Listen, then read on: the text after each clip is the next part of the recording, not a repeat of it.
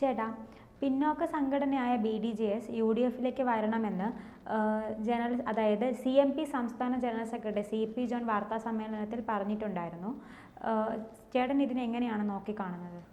കാരണം ഈ BDJS-ലെ പ്രധാന നേതാക്കൾക്കും ഈ അഭിപ്രായമുണ്ട്. തങ്ങൾ UDF-ലേക്ക് പോകണമെന്ന അഭിപ്രായം ഇപ്പോൾ അവസാനം നടന്നൊരു കമ്മിറ്റിയിൽ ഉൾപ്പെടെ അവർ ആവശ്യപ്പെടുന്ന ഒരു സ്ഥിതിയുണ്ട്. കാരണം ഈ പാർട്ടിയുടെ രൂപീകരണം തന്നെ ഈ 2016 മുൻപുള്ള തെരഞ്ഞെടുപ്പിൽ അറിയാമല്ലോ, ഉമ്മൻചാണ്ടി അധികാരത്തിൽ വരുന്നു. പക്ഷേ കോൺഗ്രസിന് ശക്തമായ ഭൂരിപക്ഷമൊന്നുമില്ല, വലിയ സീറ്റിൻ്റെ എണ്ണമെന്നും ഇല്ലാത്തിരുന്ന ഒരവസ്ഥയിൽ മുസ്ലിം ലീഗിനായിരുന്നു അന്ന് വലിയ സീറ്റിൻ്റെ എണ്ണവും എല്ലാം ഉണ്ടായിരുന്ന ഒരവസ്ഥ ഉണ്ടല്ലോ. അപ്പോൾ ആ സമയത്തായിരുന്നു ഒരു പിന്നോക്ക വിഭാഗത്തിൽ, പ്രത്യേകിച്ച് ന്യൂനപക്ഷ വിഭാഗത്തിൻ്റെ ഭരണമാണ് കേരളത്തിൽ നടക്കുന്നതെന്ന ഒരു ധാരണ ഭൂരിപക്ഷ സമുദായത്തിനുണ്ടായിരുന്നു. കാരണം ഈ ഉമ്മൻചാണ്ടി, അതോടൊപ്പം തന്നെ മാണി, KM മാണി, കുഞ്ഞാലിക്കുട്ടി, ഇവർ 3 പേരുമാണ് ഭരണം നടത്തുന്നതെന്ന തരത്തിലുള്ള ഒരു പൊതുധാരണ ഈ സമൂഹത്തിൽ ഉണ്ടായിരുന്നു. അങ്ങനെ ഒരു വിവാദങ്ങൾ ഉണ്ടാകുകയും തുടർന്നാണ് വെള്ളാപ്പള്ളി നടേശൻ യാത്ര നടത്തിയതിനു ശേഷമാണ് ഈ BDJS പിന്നോക്കർക്ക് വേണ്ടിയുള്ള പാർട്ടി രൂപീകരിക്കുന്നത്. ആ പാർട്ടിയുടെ രൂപീകരണ ശേഷം തന്നെയായിരുന്നു പിന്നീട് BJP-യുമായി NDA-യുമായി സഖ്യം ചേർന്ന് അവർ 2016-ലെല്ലാം മത്സരിക്കുന്ന ഒരു അവസ്ഥ ഉണ്ടായിരുന്നു. 2016-ലായിരുന്നു ആദ്യമായി BJP-ക്ക് അക്കൗണ്ട് നിയമത്ത് തുറക്കാൻ കഴിയുന്നത്. പല മണ്ഡലങ്ങളിലും വോട്ട് ഷെയർ വർദ്ധിപ്പിക്കുന്നു. അന്ന് മഞ്ചേശ്വരത്ത് സുരേന്ദ്രൻ വെറും 89 വോട്ടിന് തോൽക്കുന്ന ഒരവസ്ഥ ഉണ്ടായിരുന്നു. വട്ടിയൂർക്കാവും കഴക്കൂട്ടവും അടക്കമുള്ള മണ്ഡലങ്ങളിൽ BJP-ക്ക് 2ാം സ്ഥാനം നേടാനും കഴിയുന്നു. അങ്ങനെ ഒരു വലിയ വളർച്ചയിലേക്ക് എത്തിക്കുവാൻ എന്തായാലും ഈ BDJS-ന്റെ സഹായം ഉണ്ടായിട്ടുണ്ട്. കാരണം വർഷങ്ങളായി തന്നെ BJP-യുടെ വോട്ട് ബാങ്ക് എപ്പോഴും ഈ മുന്നോക്ക വിഭാഗങ്ങളാണ്. ആ മുന്നോക്ക വിഭാഗങ്ങളുടെ വോട്ട് കേന്ദ്രീകരിച്ചാണ് BJP തുടർച്ചയായി തന്നെ 10%, അതോടൊപ്പം ആ റേഞ്ചിൽ 5-നും 10-നും ഇടയ്ക്കുള്ള വോട്ട് ശതമാനം വർദ്ധിപ്പിക്കുന്നത്. പിന്നീട് BJP-ക്ക് വളർച്ച കേരളത്തിൽ ഉണ്ടാകണമെങ്കിൽ ഈ പിന്നോക്കരുടെ വോട്ട് വേണം. അതിനുവേണ്ടിയാണ് കേന്ദ്ര നേതൃത്വം അതോടൊപ്പം തന്നെ മറ്റ് നേതാക്കളുടെ പിന്തുണയോടുകൂടി ആ BDJS രൂപീകരിച്ചത്. BDJS രൂപീകരിച്ച ശേഷം ഞാൻ പറഞ്ഞതുപോലെ തന്നെ അത് ഈ ലോക്സഭാ തെരഞ്ഞെടുപ്പ് പിന്നീട് വന്ന 2021-ലും അത് നാം കണ്ടിരുന്നു. പിന്നീട് വന്ന 2019-ലും 2021-ലും 2024-ലും ഉൾപ്പെടെ കണ്ടിരുന്നു. അതിൽ ഏറ്റവും ഭയാനകമായ രീതിയിൽ, വളരെ എല്ലാവരും ഞെട്ടിക്കുന്ന രീതിയിൽ ഈ BDJS-ന്റെ സ്വാധീനത്തോടു കൂടി തന്നെ BJP-ക്ക് വളർച്ച ഉണ്ടായത് ഈ കഴിഞ്ഞ 2024-ലാണ്. കഴിഞ്ഞ ലോക്സഭാ തെരഞ്ഞെടുപ്പോടു കൂടിയാണ് BJP-യും അതോടൊപ്പം തന്നെ ഈ BDJS-ന്റെ എല്ലാം വില, അവരുടെ ശക്തി ഈ ബാക്കിയുള്ള രാഷ്ട്രീയ നിരീക്ഷകർ ഉൾപ്പെടെയുള്ള UDF ഉൾപ്പെടെയുള്ള പാർട്ടികൾ തിരിച്ചറിയുന്നത്. കാരണം പല മണ്ഡലങ്ങളായി എടുത്തു നോക്കിയാൽ നമുക്ക് അറിയാൻ കഴിയും. കാരണം തിരുവനന്തപുരത്ത് തന്നെ ആറ്റിങ്ങൽ മണ്ഡലത്തിൽ ഏറ്റവും കൂടുതൽ വോട്ട് ബാങ്ക് ഉള്ളത് ഈ പിന്നോക്ക വിഭാഗത്തിലാണ്. അവിടെ BJP-ക്ക് 3 ലക്ഷം വോട്ട് നേടാൻ കഴിഞ്ഞിട്ടുണ്ട്. പിന്നീട് ഉള്ളത് ആലപ്പുഴയാണ്. ആലപ്പുഴയും ഒരു കാലത്ത് CPM-ന്റെ എല്ലാം വലിയ ശക്തി കേന്ദ്രമായിരുന്നു. അവിടെ കോൺഗ്രസിനും തുടർച്ചയായി തന്നെ വിജയിച്ചു വരുന്ന ഒരു അവസ്ഥയുണ്ടായിരുന്നു. KC വേണുഗോപാൽ ഉൾപ്പെടെയുള്ളവർ വിജയിച്ചു വരുന്ന ഒരു മണ്ഡലത്തിൽ, BJP-ക്ക് അടിത്തറയില്ലാത്ത മണ്ഡലത്തിൽ എന്തായാലും BDJS-ലൂടെ പിന്നോക്ക വിഭാഗത്തിലേക്ക് കടന്നു കയറിയതായുള്ള ഒരു തെളിവായിരുന്നു ആലപ്പുഴയുടെ വോട്ട് ശതമാനം. കാരണം 3 ലക്ഷത്തിന് അടുപ്പിച്ച് ആലപ്പുഴയിലും ഉണ്ടാകുന്നു. അതോടൊപ്പം തന്നെ കൊല്ലത്തും മാവേലിക്കരയും പാലക്കാടും ആലത്തൂരും ഉൾപ്പെടെയുള്ള എവിടെയെല്ലാമാണോ പിന്നോക്ക വിഭാഗം കൂടുതലുള്ള ആ പ്രദേശത്തേക്കെല്ലാം വളർന്നു കയറാൻ എന്തായാലും ഈ പാർട്ടി BDJS-ലൂടെ BJP കഴിഞ്ഞു. അത് എന്തായാലും UDF ഇപ്പോൾ തിരിച്ചറിയുന്നുണ്ട്.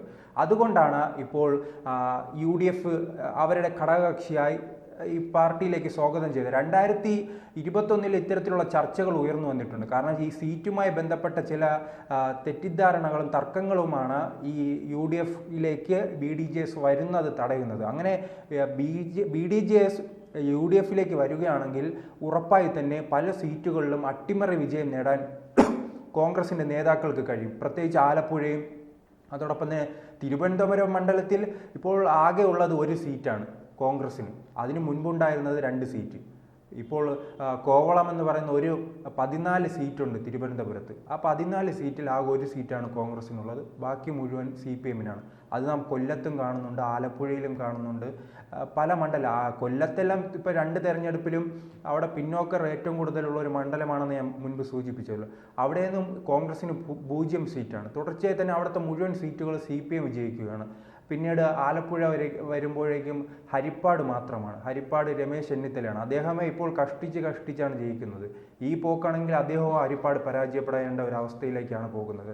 പക്ഷേ BDJS ഈ പാളയത്തിലേക്ക് UDF-ലേക്ക് വരികയാണെങ്കിൽ ആ പിന്നോക്കരുടെ വോട്ട് ചിലപ്പോൾ UDF-ലേക്ക് എത്തുമ്പോൾ പല മണ്ഡലങ്ങളിലും അട്ടിമറി വിജയം നേടാൻ കഴിയും. പ്രത്യേകിച്ച് ഞാൻ പറഞ്ഞ തിരുവനന്തപുരത്തെ ആറ്റിങ്ങൽ പ്രദേശങ്ങളിൽ വർക്കല, ആറ്റിങ്ങൽ ഉൾപ്പെടെയുള്ള പല ചിറയൻകീഴ് അടക്കമുള്ള പല മണ്ഡലങ്ങളുമുണ്ട്. അതോടൊപ്പം തന്നെ ആലപ്പുഴയിലെ പല മണ്ഡലങ്ങളിലെല്ലാം UDF-ന് കടന്നു കയറാൻ ഇതിലൂടെ കഴിയും.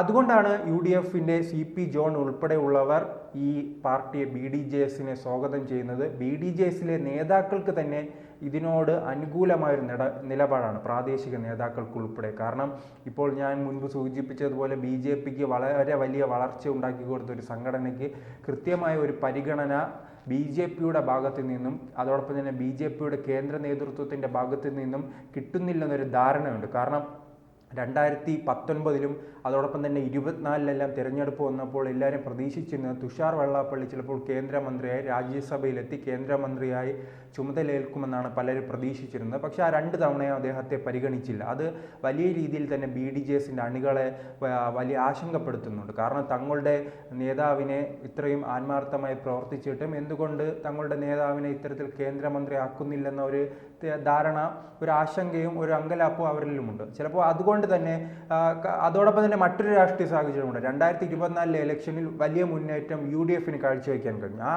മുന്നേറ്റം കാഴ്ചവെക്കുകയാണെങ്കിൽ 2026 ഇലക്ഷനിൽ ഇവർക്ക് അധികാരത്തിന് എത്താനുള്ള സാധ്യതയുമുണ്ട്. അങ്ങനെ നോക്കുമ്പോൾ അതാണ് BDJS നോക്കുന്നത്. അങ്ങനെ UDF അധികാരത്തിൽ വരികയാണെങ്കിൽ ഒരു മന്ത്രിസ്ഥാനം ലഭിക്കുമല്ലോ, കുറച്ച് MLA-മാരെ ലഭിക്കുമല്ലോ എന്ന ചിന്ത ഈ BDJS-ന്റെ നേതാക്കൾക്കുമുണ്ട്. പക്ഷേ ഇതിൻ്റെ എല്ലാം ആത്യന്തികമായ അഭിപ്രായം പറയേണ്ടത് തുഷാർ വെള്ളാപ്പള്ളിയാണ്, അതോടൊപ്പം തന്നെ വെള്ളാപ്പള്ളി നടേശനാണ്. ഇവർ രണ്ടുപേരുമാണ് BDJS-വുമായി ബന്ധപ്പെട്ട് എങ്ങനെയാണ് ഇതിൻ്റെ നയം തീരുമാനിക്കാനുള്ളതും എന്താണ് നടപടി എടുക്കാനുള്ളതും തങ്ങളുടെ എന്താണ് നിലപാടെന്ന് വിശദീകരിക്കാനുള്ളത് അവരാണ്. പക്ഷേ വെള്ളാപ്പള്ളിയെ സംബന്ധിച്ചിടത്തോളം ഇപ്പോൾ UDF-വുമായി വളരെ വലിയ രീതിയിൽ തന്നെ ഇടഞ്ഞു നിൽക്കുകയാണ്. പ്രത്യേകിച്ച് VD സതീശനുമായെല്ലാം ബന്ധപ്പെട്ട് അദ്ദേഹം നിരന്തര വിമർശനം ഉന്നയിക്കുന്നു.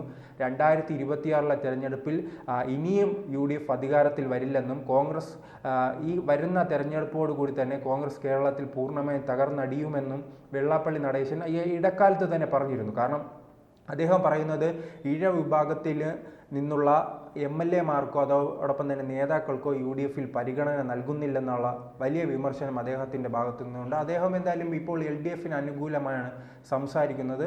അങ്ങനെ ഒരു ഘട്ടത്തിൽ അങ്ങനെ UDF-നെ എതിർത്തുകൊണ്ട് LDF-ന് അനുകൂലമായി സംസാരിക്കുന്ന ഒരു ഘട്ടമുള്ളത് കൊണ്ട് തന്നെയാണ് BDJS എന്തായാലും UDF-ലേക്ക് വരാനുള്ള സാധ്യത കുറവാണ്. പക്ഷേ അതിനെ ഞാൻ മുൻപ് പറഞ്ഞതുപോലെ തന്നെ ഈ പ്രാദേശിക നേതാക്കൾക്ക് UDF-വുമായി ചങ്ങാത്തം കൂടി ഒരു MLA-യോ മന്ത്രിസ്ഥാനമോ ലഭിക്കുമോ എന്നും അവർ നോക്കുന്നുണ്ട്.